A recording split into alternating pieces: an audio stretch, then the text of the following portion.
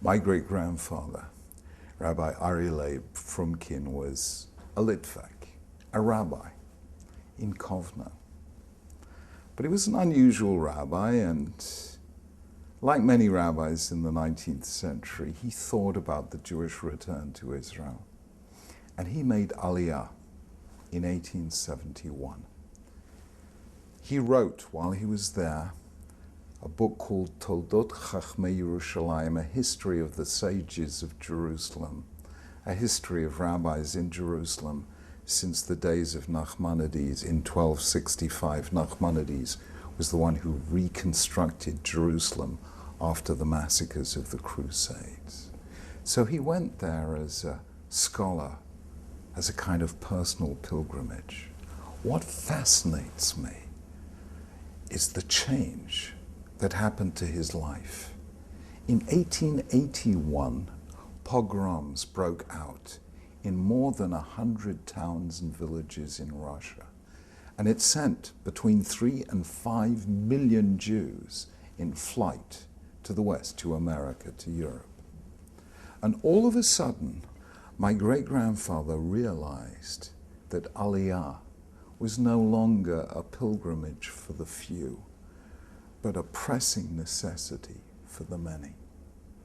And in 1882, he went around Europe conducting what must have been one of the first Aliyah campaigns in history.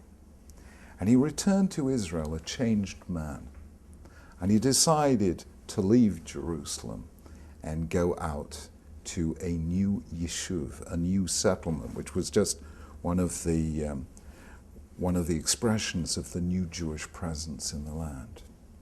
And he went to a little town which had been started by settlers in 1878. It was the first settlement in Israel.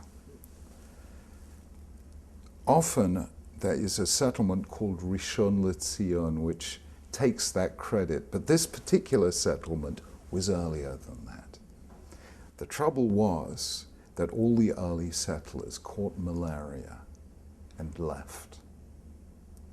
My great-grandfather led the return of those settlers in 1882 and built the first house in that reconstructed settlement. What fascinates me is what those early settlers called the town. It was a tiny village, as I say. He built the first house. Today, it is the 6th largest city in Israel. Those early settlers, some were religious, like my great-grandfather, most were secular, but all of them loved the Bible. And so they found here, in this malarial swamp by the Yarkon River, they looked at it and they said, this is a valley of trouble.